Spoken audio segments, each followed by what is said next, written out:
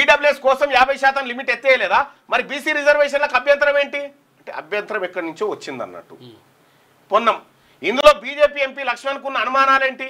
2018 వాస్తవానికి బీజేపీ మెడల గంట గట్టే ఛాన్స్ ఉండే.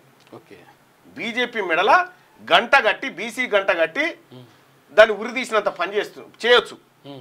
మరి ముఖ్యమంత్రి గారు అది ఎందుకు చేయలేదో అదొక డౌట్ఫుల్.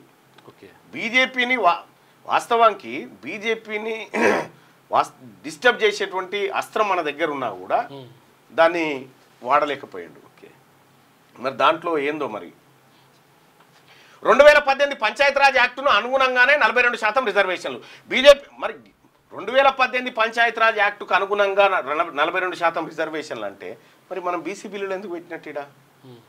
మనం బీసీ బిల్లులు పెట్టి ఏందనంటూ దాని అర్థం అది బట్టిదేనా? ఇక మహిళల పట్ల తీన్మార్ మల్లన్న మాటలు తప్పు అని చెప్తా ఉన్నాడు. అయ్యా పొన్నం ప్రభాకర్ గారు, మీకు సోయి లేకపోతే తెలంగాణ జనానికి సోయి లేదా? మేధావులు కదనా వీళ్ళంతా. ఎవరు ఇగో వీళ్ళు అవగాహన ఉంటది కాబట్టి అసలు ఈ వ్యాఖ్యల్లో ఏమైనా తప్పు ఉందా? తప్పు ఉంటే ఏం తప్పు ఉంది ఒకసారి చెప్పగలుగుతారా? ఆయన తప్పు ఇస్కరేను అంతా తీన్మార్ మల్లన్న చేసిన తప్పు ఇస్కరేను అంతా తప్పు. కానీ కల్వకుంట్ల కవిత చేసింది హిమాలయ పర్వతాలంతా తప్పు చేసింది.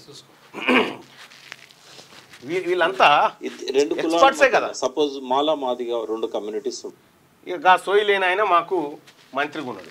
క్యూనీస్ ఆఫీస్ పై దాడి కూడా తప్పేనని వెల్లడి. అయ్యో గింత పెద్ద మాట అంటావా? ఆమె హట్టు కాదా?